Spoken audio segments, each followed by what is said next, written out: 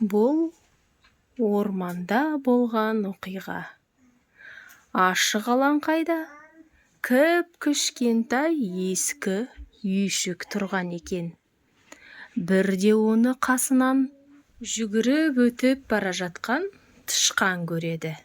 Тышқан тоқтап: Сүйіп-сүйкімді, бұл үйде кім бар екен? Ешкім жауап қайтармайды.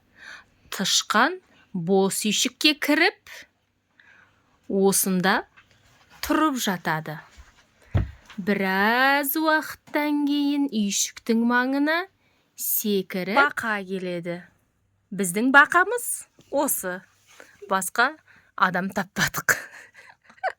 Бақа: жаным, не тауып алды жерден музыка?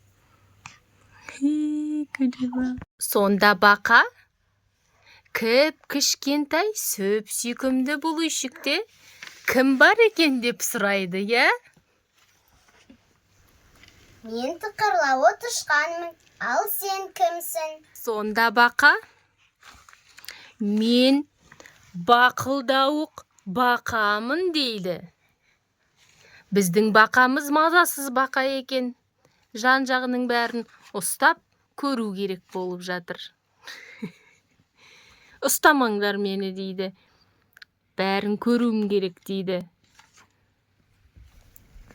Кел, бірге тұрайық. Сонда бақа бақ-бақ деп бақылдап үйшікке секіріп кіреді. Бақа секіріп кіріп тышқанның жанына отырып алып, енді тышқанды зерттеу керек болып отыр.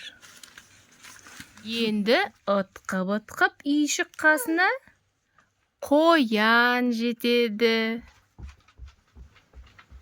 Сүйіп-сүйкімді, кіп-кішкентай үйде кім бар екен? Мен тықырлауық тышқанмын. Сонда бақа: мен бақылдауық бақамын. Ал сен кімсің? Қорқақ қоянбын. Кел, бірге тұрайық. Қоян да үйшікке кіреді.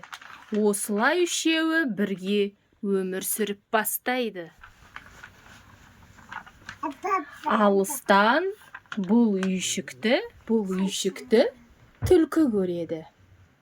Ақырын басын жақын келіп, терезесін қағады да: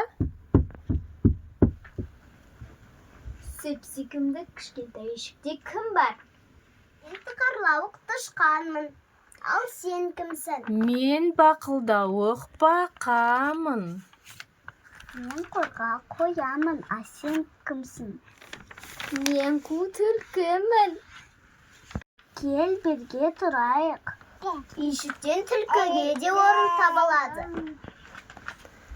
Достар енді төртеу болды.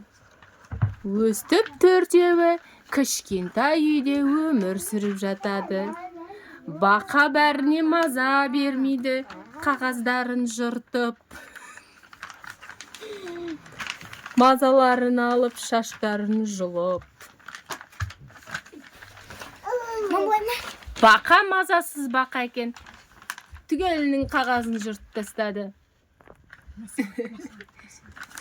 Асылым. Қараны асылым. Үйшікке тілі салақтап, айналасына алақ-жұлақ қарап, қасқыр жетеді. Сүйкімді, кіп-кішкентай үйде кім бар екен? Мен тықырлауық тышқанмын. Мен бақылдауық бақамын. Қоянмын. Мен қу түлкімін, ал сен кімсің? Мен қасқырмын. Кел, бірге тұрайық. Қасқыр қысыла, қымтырыла ішке кіреді. Әйтсе де кіп-кішкентай үйшікке бесеуі де сыйып кетеді. Барлығы қосылып ән айтады. Бесеуі ән айтады.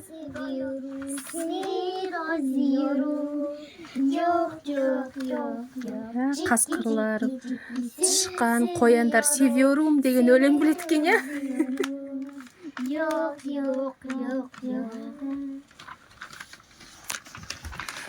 Бесеуі ән айтып отырады. Тату тәтті өмір сүреді.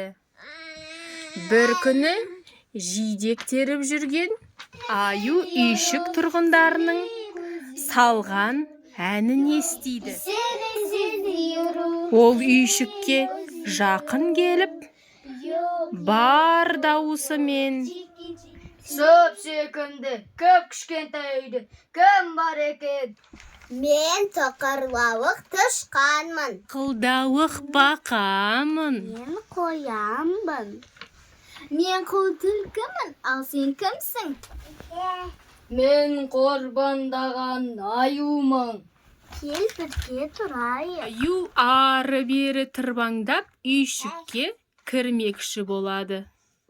Бірақ оның басы енгенмен денесі сыймайды. Амалы таусылған аю: Ендеше мен шатырдың үстінде тұрайын. дейді аю. Жоқ, сен бұл үйге сыймайсың. Сен даусың. Қиратасың ғой деп, іштегілер шырылдайды. Қорықпаңдар, түкті де болмайды. Аю олардың сөздеріне құлақ аспайды. Кіп-кішкентай үйшіктің тұрғындары амалсыздан келіседі. Аю қорбаңдап үйшіктің төбесіне шығады. Сол-ақ екен, ескі үйшік сықырлап, шашылып қалады. Қырлауық тышқан, бақылдауық бақа, қоян, қу түлкі, сұр қасқыр барлығы аман есен үйшіктен шығып үлгереді. Аюға олар ренжімейді. Қайта барлығы бірігіп, жаңа үйшік тұрғызуға кірісіп кетеді. Осылайша достар өздеріне әп-әдемі, жап-жаңа үйшік соғып алады. Осымен біздің ертегіміз аяқталды. Біздің бақа рөлінде ойнаған кіп-кішкентай жаным. Сонымен ертегіміз ұнады ма, достар? Ұнаса лайк басып, комментария жазып, тіркелуді ұмытпаңыздар. Асылым, асылым. Пока деші, асылым. Пока-пока. Пока. Иә, пока-пока. Пока де тағы да. Ой, пока де. И жаным.